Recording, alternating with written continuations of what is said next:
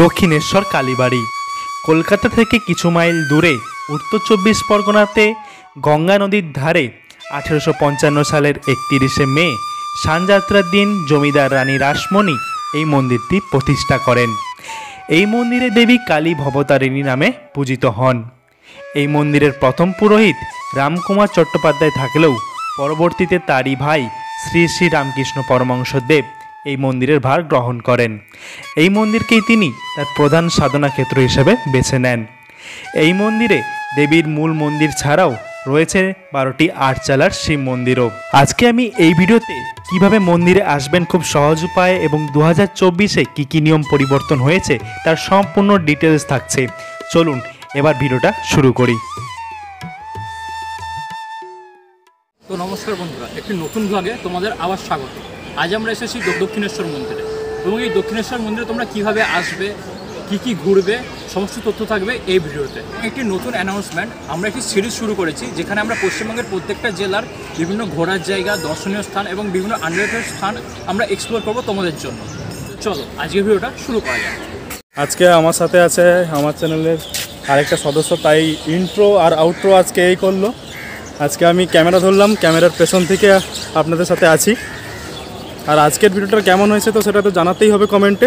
আর যেটা বললাম যে আপনাদের জেলাতে কি ঘোরার জায়গা আছে সেগুলো প্লিজ কমেন্টে জানান, তাহলে আমরা চেষ্টা করব ওই জায়গাগুলো এক্সপ্লোর করার আস্তে আস্তে। চলুন এবার আপনাদেরকে বলে দেই আপনারা এখানে কিভাবে আসবেন। আপনি যদি হাওড়া থেকে আসেন তাহলে এখন সবথেকে বেস্ট উপায় হচ্ছে আপনি হাওড়া থেকে একদম দক্ষিণেশ্বর মেট্রোর টিকিট কাটুন। আমরাও এভাবেই এসেছিলাম। আপনি এসপ্ল্যানেডে নামবেন, ওখান থেকে আবার ব্লু লাইন মেট্রো ধরে খুব সহজেই দক্ষিণেশ্বর পৌঁছে যাবেন। হাওড়া থেকে দক্ষিণেশ্বর ওই 30 মিনিটের মতো সময় লাগে। আপনার ভাড়া পড়বে 30 টাকা পার পার্সন। এটা হচ্ছে এখনকার সবথেকে বেস্ট উপায়। আর আপনি যদি শিয়ালদা থেকে আসেন তাহলে তার কোনো কথাই হচ্ছে না। শিয়ালদা থেকে প্রতিদিন প্রচুর লোকাল যায় দক্ষিণেশ্বর পর্যন্ত। আপনার ভাড়া পড়বে 5 টাকা পার পার্সন। তো শিয়ালদা থেকে লোকাল ট্রেনে করে চলে আসুন খুব সহজে দক্ষিণেশ্বর। দক্ষিণেশ্বর স্টেশন এবং দক্ষিণেশ্বর মেট্রো স্টেশন একদম পাশাপাশি। হাওড়া থেকে এলে বা শিয়ালদা থেকে এলে এক জায়গাতেই নামবেন, ওখান থেকে ফ্লাইওভার করে চলে আসুন একদম মন্দিরের সামনে।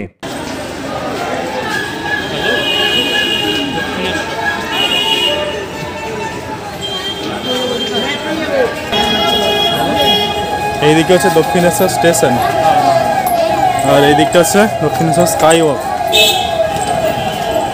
আর ওটা হচ্ছে মেট্রো স্টেশন। আর এইটা যে দেখতে পাচ্ছ এটা মন্দির নয়, এটা হচ্ছে মন্দিরের আদলে তৈরি Dakshineswar railway station ticket counter.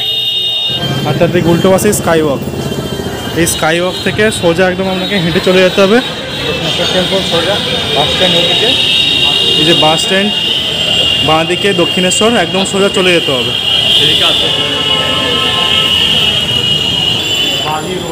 আর এই স্কাই ওয়াকে হাঁটতে হাঁটতে দেখতে পেয়ে যাবে বাঁ দিকে আপনার বালি রোড এই নিচের দিকে নেমে যাচ্ছে, আর সোজা তো আপনার দক্ষিণেশ্বর মন্দির।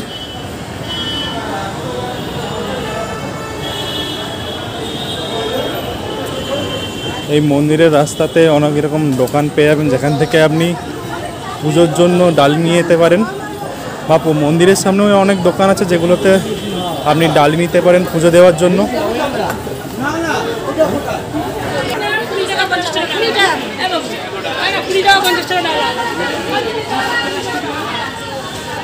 এখানে 20 টাকা 50 টাকা ডালি পাওয়া যাচ্ছে, তো এখান থেকেও আপনি পুজোর ডালি নিতে পারেন। না হলে একদম মন্দিরের সামনে অনেক কাউন্টার আছে, ওখান থেকেও নিতে পারেন। এই ফ্লাইওভার ধরে একদম সোজা চলে এলেই আপনি একদম মন্দিরের গেটের সামনে নেমে পড়বেন। এই যে দক্ষিণেশ্বর মন্দির দেখতে পাচ্ছ, দক্ষিণেশ্বর মন্দিরের একদম বাঁ দিকে চলে গেছে ফেরিঘাট।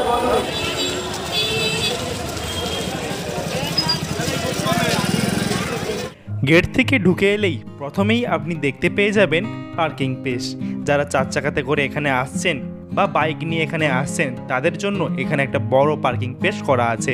আপনি অনায়াসে এখানে বাইক বা 4 চাকা রেখে মন্দিরে প্রবেশ করতে পারেন। থেকে ঢুকে এলেই সামনে আপনি পেয়ে যাবেন শু কাউন্টার।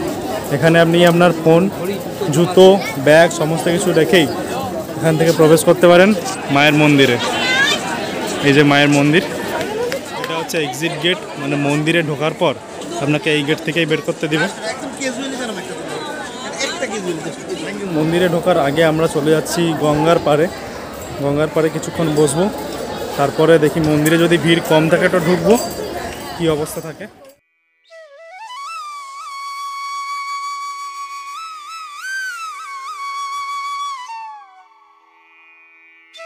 ঘাটের উল্টো পাশে এই 12টা শিব মন্দির আছে। এই লম্বা দিয়ে ভেতরে গেলে 12টা শিব মন্দির আপনি দেখতে পাবেন। আর এই পাশটাতে আপনার ডান দিকটাতে পড়ে যাবে সানের ঘাট, ওখানটায় ভিডিও করছি না। হুগলির ব্রিজ, আর এই দিকটা তো বালি ব্রিজ, তো দেখতেই পাচ্ছ।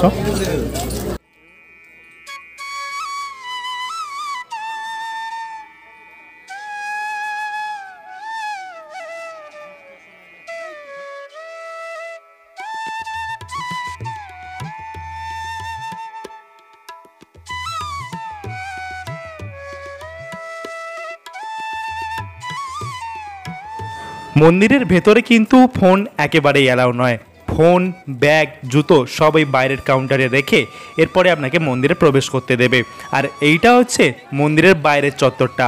এখানে যত কিছু খাবার দোকান, এখানে খাবার দোকানে পুরি, ঘুগনি, নিরামিষ ঘুগনি এই সমস্ত কিছু পাওয়া, যত সব খাবার দোকান এবং প্রসাদের ডালির কাউন্টার সবই বাইরের অঞ্চলটায় পেয়ে যাবেন আপনারা। চলুন এবার আপনাদেরকে প্রসাদের কাউন্টারগুলো দেখিয়ে দিই, এরপরে দেখিয়ে দেবো একটা ছোট্ট বাজার। আর এই স্বামী বিবেকানন্দ মূর্তির পেছন দিকে, মানে এই যে মন্দিরের ঠিক উল্টো পাশে সব ডালার কাউন্টার আছে প্রসাদ দেওয়ার। এখান থেকে আপনারা প্রসাদ কিনে মন্দিরে পুজো দিতে পারেন। চলো একটু ভিতরটা ঘুরিয়ে দেখিয়ে দিই আপনাদেরকে। পুরো 58 নম্বর পর্যন্ত ডালার দোকান আছে, মানে ওই দিকটাতে 1, 2, 3 আছে।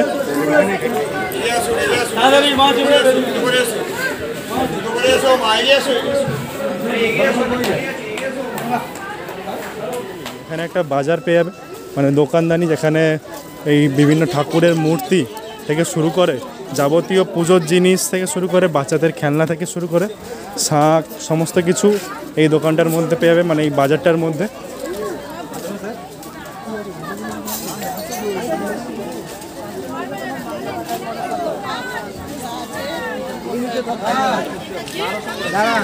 এখানে খাবার দোকান আছে। যারা 2024-এ দক্ষিণেশ্বর মন্দির আসবেন ভাবছেন, তাদেরকে বলবো আপনারা শনিবার এবং রবিবার এবং অন্যান্য ছুটির দিন অ্যাভয়েড করে চলুন, কারণ এই দিনগুলো প্রচুর পরিমাণে ভিড় হয় মন্দিরে, তাই আপনাকে সারাক্ষণ লাইনে দাঁড়িয়ে থাকতে হতে পারে। আরেকটা ইনফরমেশন দিয়ে রাখি, মন্দির কিন্তু 12টা থেকে বিকেল 4টে পর্যন্ত বন্ধ থাকে, কখনো কখনো 3টে পর্যন্ত বন্ধ থাকে। তো ওই সময়টা আপনাকে অপেক্ষা করতে হবে মন্দিরের বাইরেই। এই মন্দিরের 4 সাইডটাতে যত আগে দোকান ছিল, পুরীর দোকান, সে সমস্ত দোকানগুলোকে এই ভোজনালয় বা ফুড প্লাজার মধ্যে করে দিয়েছে। সেই দোকানগুলোতে পুরি খেতে হলে আপনাকে এই যে ভিতরে যে দোকানগুলো দেখতে পাচ্ছ, এগুলোতে যেতে হবে, ওখানে গিয়ে খাওয়া দাওয়া করতে পারবেন। আর ওপরটাতে পুরো থাকার ব্যবস্থা করেছে। এই যে হচ্ছে পুরো ভোজনালয়, আর ওপরটাতে থাকার রুম আছে। আর এই দিকটা একটা ফোয়ারা আছে, কিন্তু এখন চলছে না।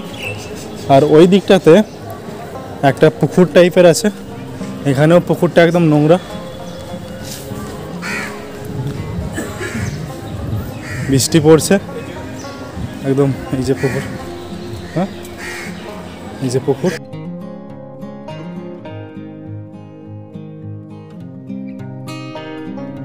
মন্দিরের বাইরে সমস্ত চত্বরটাই আপনাদেরকে ঘুরিয়েছি এবং সমস্ত ইনফরমেশান কিন্তু আপনাদেরকে দিয়েছি। তো এবার খুব অনায়াসেই আপনারা 2024-এ একবার চলে আসতে পারেন দক্ষিণেশ্বর মন্দিরে। আজকের ভিডিওটা এতটাই। দক্ষিণেশ্বর মন্দিরের ভিডিওটা আজকে আমরা এখানে শেষ করলাম। আপনারা কোন জায়গা থেকে ভিডিও দেখছেন এবং আপনাদের জেলায় কী কী দর্শনীয় স্থান বা কী কী ঘোরার জায়গা আছে প্লিজ আমাদেরকে কমেন্ট করে জানান। তো আমরা চেষ্টা করব সেই জায়গাটাও এক্সপ্লোর করার। তো চলো দেখা হচ্ছে পরের কোনো জায়গাতে। বাই। এরপর আমরা 2 বন্ধু মিলে বাড়ির পথে রওনা দিয়েছি। চলুন আবার দেখা হচ্ছে নেক্সট ভিডিওতে। Till then, bye by.